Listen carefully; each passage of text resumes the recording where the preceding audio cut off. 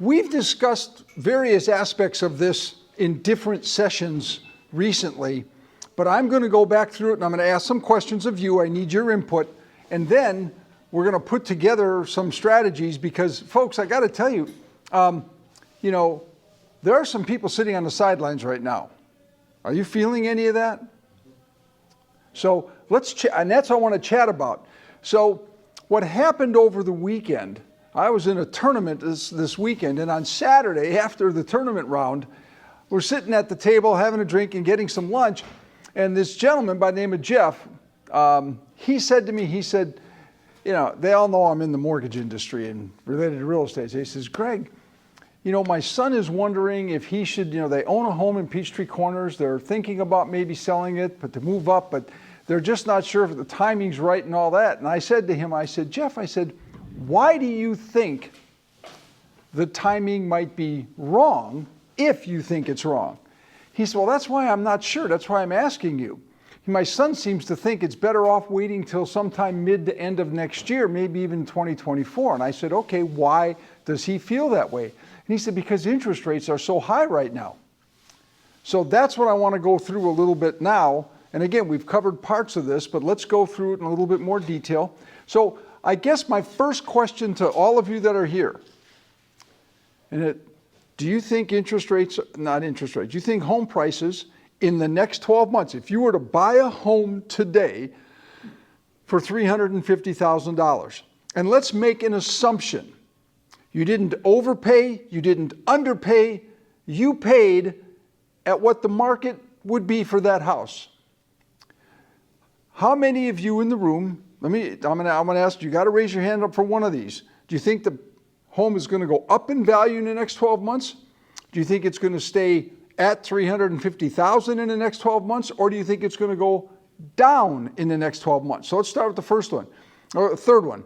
How many of you think the home price on that $350,000 home that you bought today and you bought it at a fair price, how many of you think the price is going to go down in the next 12 months? Nobody. Thank you. I'm so glad. I was thinking, oh my gosh, if somebody said that they thought pricing was going to go down, I'd have to be Mike for 5 minutes. And I don't want to do that. I'm teasing. How many of you think that the price is going to be flat in the next 12 months? That the $350,000 home today, 12 months from now, is going to be $350,000. How many? Nobody. All right.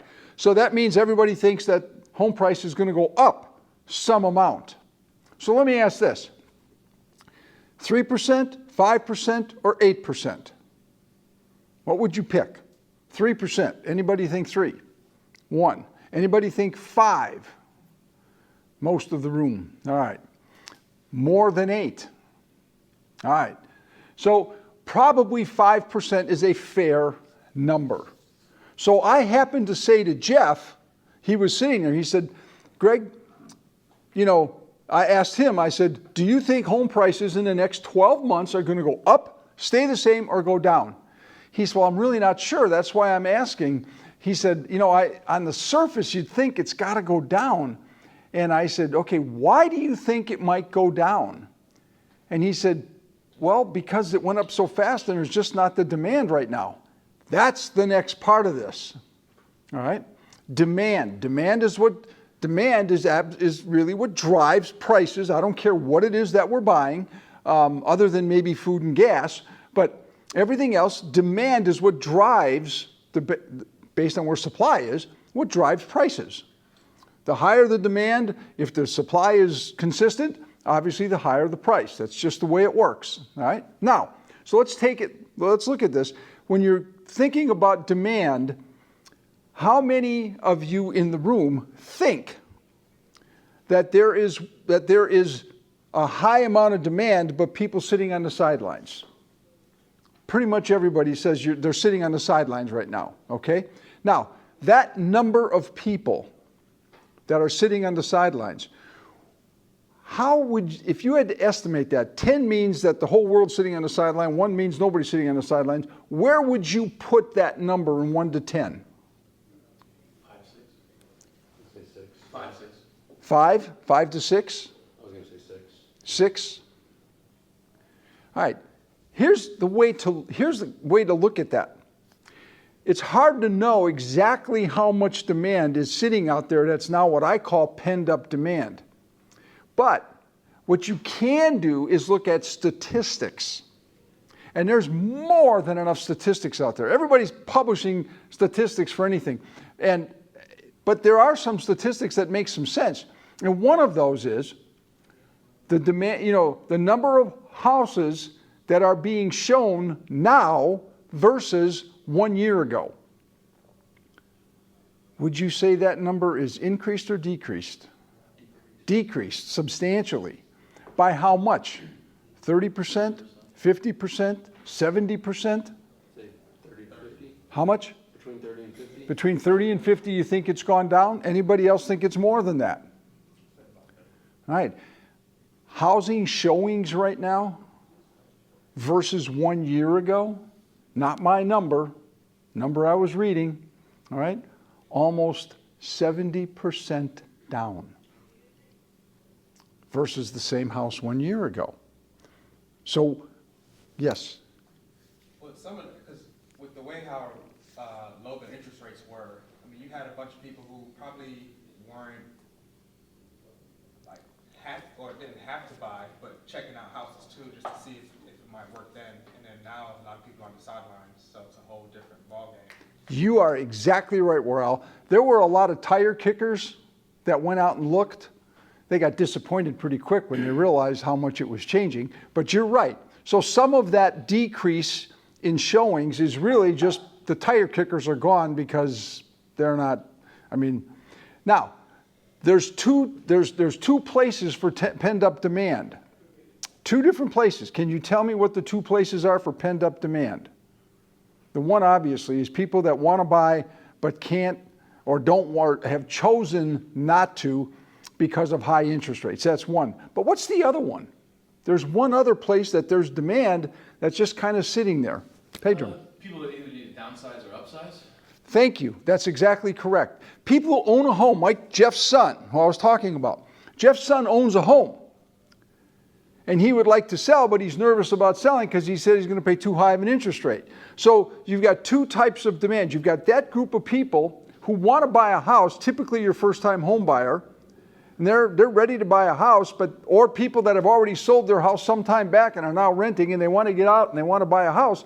That's part of the pent-up demand. The other part of it is all those people who are, want to sell a house, but they're nervous about doing it because they don't want to pay the high interest rates. You got the move up or move down. Exactly, Pedram. That's what it is. You got two types of pent-up demand.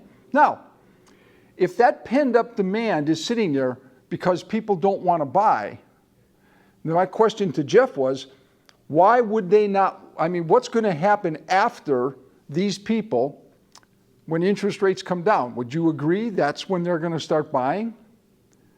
Well, you take all of that demand and throw that into the market at one time. And like I said on Wednesday, if you were here, that's going to create a kind of an interesting little mess, if you will. So then we go back to the analysis that you've heard me say many times, but I'm going to say it again because it's just absolutely true. We all agreed in the room that in the next 12 months, home prices are going to go up to some degree, 3 to 5%. Most everybody says 5%. So you take a $350,000 home, that goes up 5%. And this is what I was telling Jeff on Saturday. I said a $350,000 home that's going to go up 5%, that's $17,500 of equity gain in the next 12 months. And everybody in this room, thank goodness, agrees that's probably a realistic number.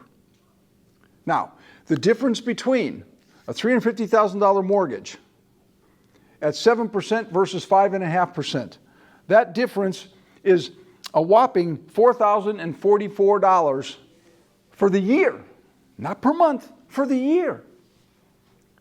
So, if we think the prices are going to go up and you're going to have $17,500 of equity gain, and your total cost to get that gain is going to be $4,044, I'm going to ask you right now, would you give me $4,044 if I guaranteed you $17,500 next year to put back in your hands? Yes. You would gladly do it. At the table, there were 6 guys there were 5 plus myself sitting at the table. Every one of them said, man, we'll give you that money tomorrow. I said, Jeff, that's what you need to tell your son. He should not be worried about the interest rate today, because interest rates are what they are. And I don't know if they're going to go to 7.5 or 8, but even if they go to 8, these numbers don't change that much. And the equity gain is still going to be there. And then I said, let's just assume, Jeff, that your son decides to wait. So your son decides to wait 1 year. And now the housing prices have gone up by some number, let's just say 5%. And the interest rate drops. You got 2 things that are going to happen. First of all, his payment isn't going to change all that much from what it would be today at the 7% rate, because he's going to be paying on a mortgage $17,500 more than he would if he bought today. So his payment's higher. So the interest rate's lower, but his payment's higher. The second thing is, and I asked the question a moment ago, everybody nodded their heads, smiled, because it's true. What's going to happen to all that pent-up demand? You know, I look at that, and you've seen those things where they've got those, when birthdays, and all of a sudden the cake kind of pops open and all the confetti comes flying out and everything's there. That's what I visualize when I see pent-up demand. If interest rates drop to 5.5%, oh my gosh, what happens if they drop down to 4.75%? What's going to happen with that pent-up demand? It's going to be like the birthday cake where the confetti comes flying out. What's that going to do to home prices? It's going to shoot them up. So what is the incentive to wait? Yet, what is happening in the market? Waiting. Pedro. This was all under the assumption of you questioning a friend or client or whatever prospect, and they said that it's going to go down. What if it doesn't go down? Goes up? What if what goes up? Interest rates. If they buy now, what difference does it make? You're locked in. I'm just saying, in a scenario of, they said it's going to go down, right? Yes, they think it's going to go down at some point, probably late 2023 or 2024.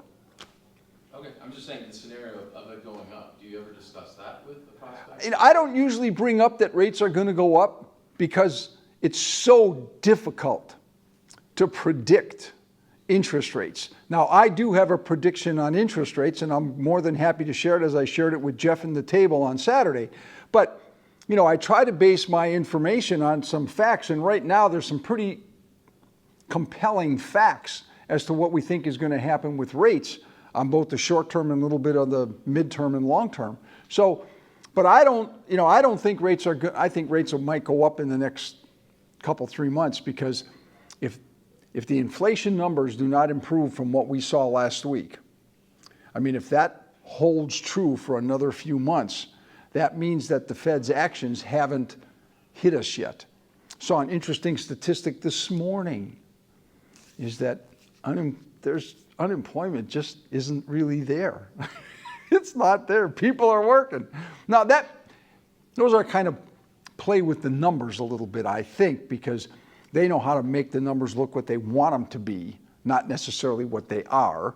And I'm not saying that's what the government does, but I kind of think it does a little bit. But the bottom line is, we have low unemployment, which means people are still working, people are still buying, people are still consuming, and that means that demand continues to stay up, where the Fed's trying to, as you saw in some of my notes, they're trying to destruct demand, and it hasn't been overly successful yet. And if that is not successful, we'll continue to see, on the short term, we'll see rates rise.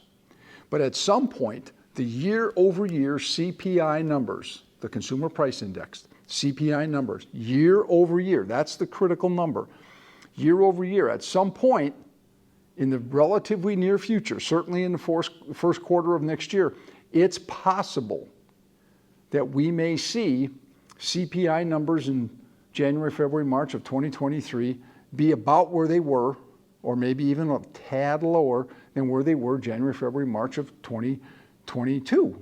If that's the case, the Fed can then take a breather and say, oh, okay, I don't have to raise rates anymore. It's starting to, the index is starting to come down. We're not rising anymore. If that happens, we'll begin to see not a drop in rates. I think we'll see a slowing of rates. And if that should happen, and if that happens over maybe 2 quarters, by third quarter of next year, if that continues to happen, now mind you, we just came out of third quarter with very, very high CPI numbers. If CPI numbers third quarter of 2023 are down compared to third quarter of 2022, we will see possibly some interest rates softening, pretty decent interest rate softening. And if that should happen, that's when that demand is going to pop out of that cake and you're going to have confetti everywhere. We're going to be so busy, not going to know what's going on. All right. These are conversations that I think we need to have. And it's okay. Like, I didn't sell anybody anything on Saturday. It was just a conversation. The guys at the club, they know me to be in the business, so Jeff asked the question. And I'm like, I feel sorry for him. Too bad, guys. He asked the question. You now got to listen. And I made the comment. I said, you're not going to find this information on CNN, MSNBC, Fox News. You're not going to find it anywhere because they want to create drama. They want everybody to think the world's coming to an end. It's just ridiculous. So we have to share some of that information to hopefully get people off dead center and take action. It's okay to buy a house today. It's actually a wise investment to buy a house today. Questions, comments? Anybody? No? All right, thanks. Appreciate your time.